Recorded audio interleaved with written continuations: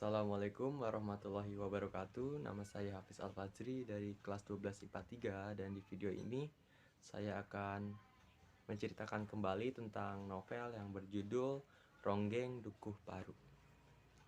Awal mula cerita berasal dari sebuah desa bernama Ronggeng Dukuh Paruk. Di desa tersebut ada 3 orang anak yang bernama Warta, Darsun, dan juga Rasus yang selalu bermain bersama.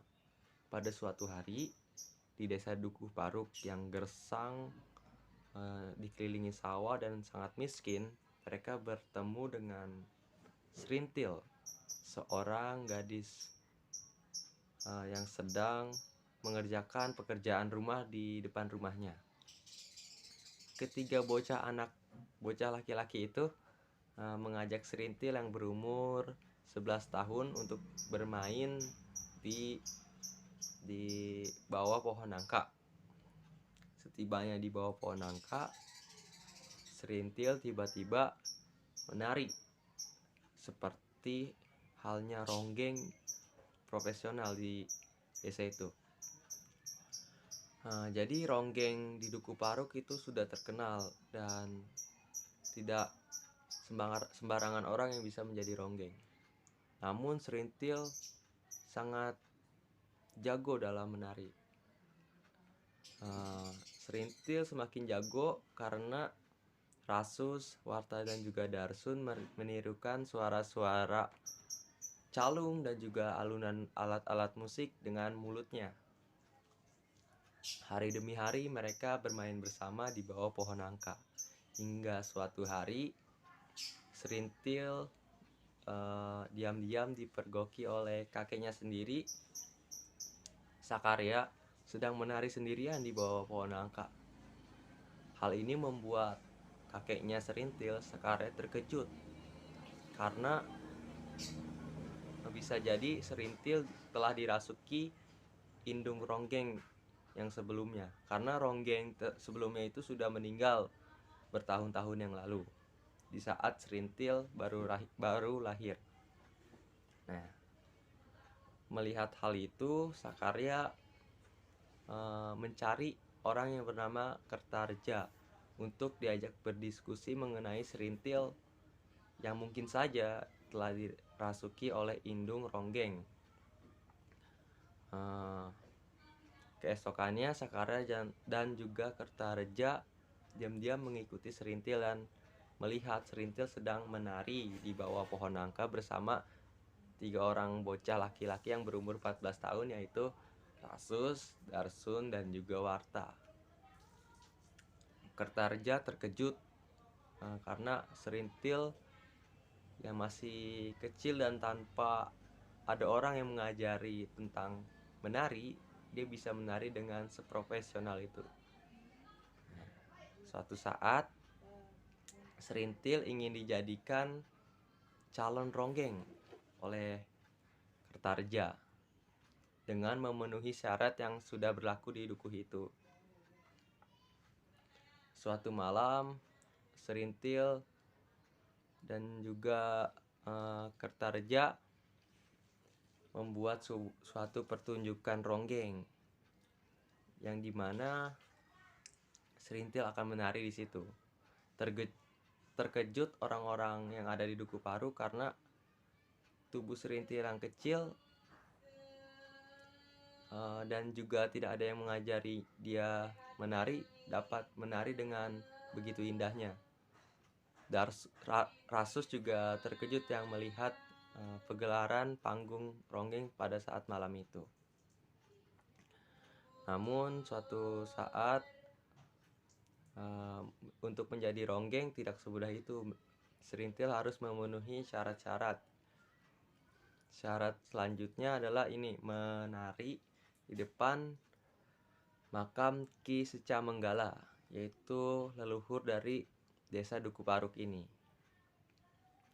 Pada malam hari, Serintil disuruh menari dan mempersembahkan tariannya kepada leluhur Ki Secamenggala.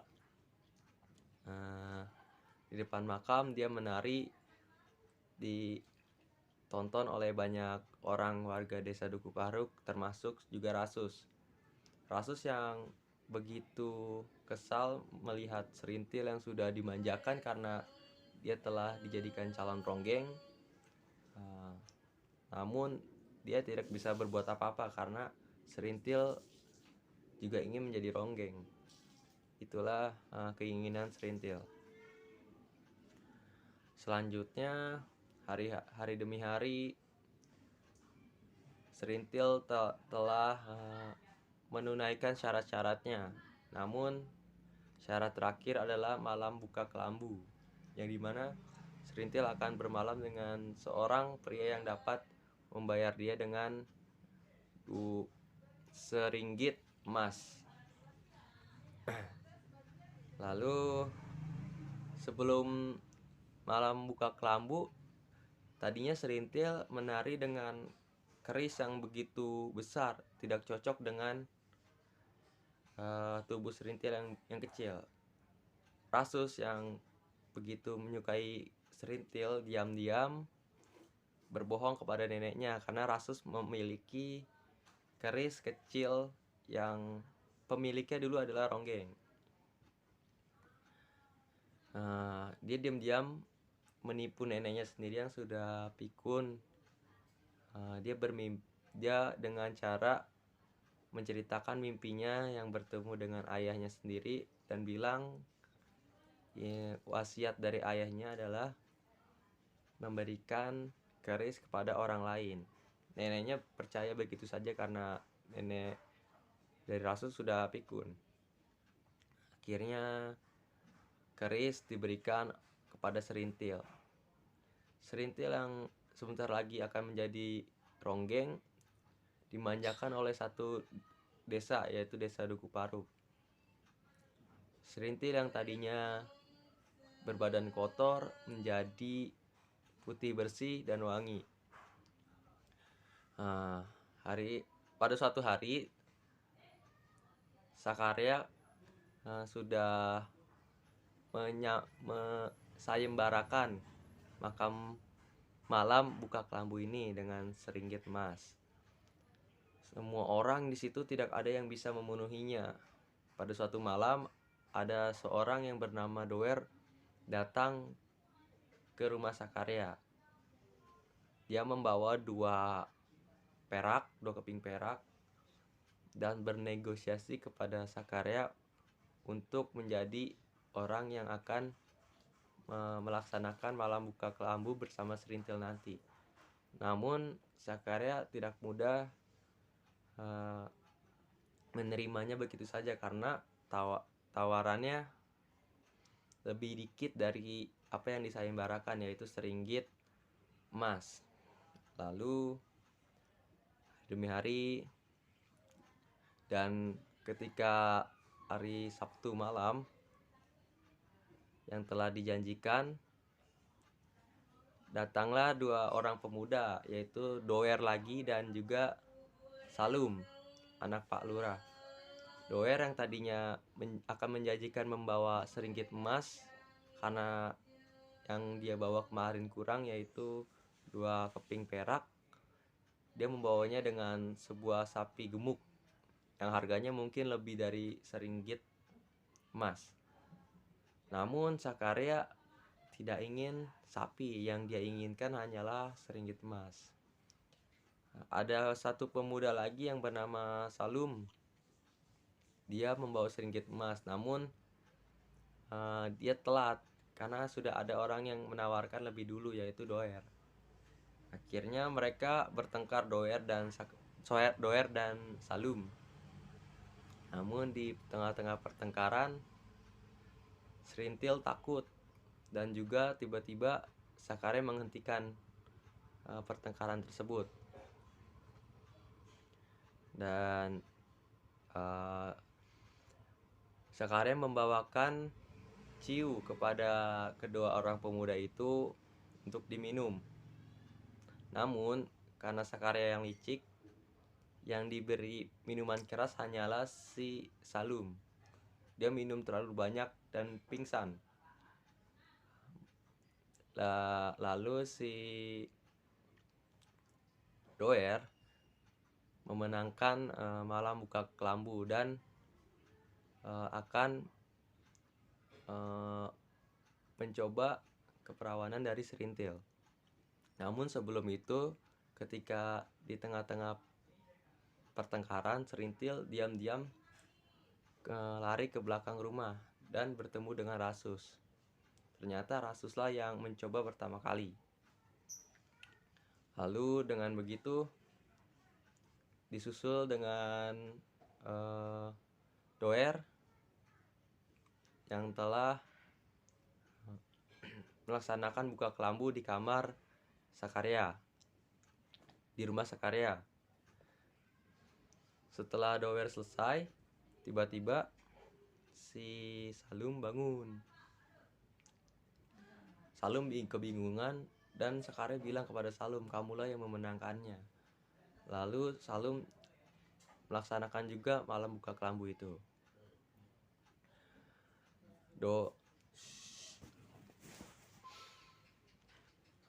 Lalu Rasus yang mengetahui hal itu merasa cemburu dan marah. Akhirnya Rasus keluar dari Duku Paruk dan bekerja di desa Dauan. Tahun demi tahun Rasus bekerja di sebuah pasar itu, hingga Rasus sekitar umur 19 atau 20 tahun dia bertemu dengan sebuah kelompok tentara yang datang, karena di tahun-tahun itu banyak perampok yang datang dan menjarah pasar dan desa-desa kecil. Rasus ditawari sebuah pekerjaan oleh Sersan di situ, dan juga dia ditugaskan untuk berburu. Tapi ketika berburu dengan kelompok tentara, dia tiba-tiba teringat tentang ibunya yang dulu ada pikiran si Rasus ini ibunya itu dibawa oleh mantri. Dia mengambil pistol senapan dari tentara dan menembak sebuah yang dibuat menyerupai mantri. Rasus menyesal dan tidak akan mengulanginya lagi. Lalu karena perampokan di desa-desa dan juga pasar semakin banyak, Sersan membuat keputusan untuk membagi kelompok-kelompok. Salah satunya Rasus dengan kapten yang anak buahnya dari Sersan itu. Di suatu saat Rasus diberi tugas ke desa Duku Paruk, karena Rasus asal mula dia dari desa itu. Saat tiba di desa Duku Paruk, dia melihat ada perampok yang memasuki rumah Sakarya, namun tidak ditemukan Serintil. Akhirnya dia pergi ke rumah Serintil, perampoknya.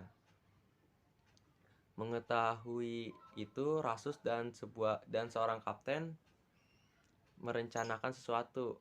Rasus akan mengikuti dan kapten akan mencari bantuan ke belakang dan memanggil Sersan. Rasus yang persenjatai sebuah pistol, dia mengendap-endap ingin menyelamatkan Serintil. Pertempuran terjadi di situ. Rasus membunuh para perampok itu dan bala bantuan pun tiba. Serintil yang ketakutan dan juga keluarganya terlihat shock. Serintil ingin Rasus menikahinya. Rasus dijadikan pahlawan di desa Duku Paruk, dan Serintil ingin sekali menikahi Rasus. Namun Rasus telah membuat keputusan dia akan menjadi orang pertama yang akan menjadi tentara di desa Duku Paruk. Sekian cerita dari novel yang berjudul Ronggeng Duku Paruk. Jika ada salah kata ataupun kurang, mohon dimaafkan. Assalamualaikum warahmatullahi wabarakatuh.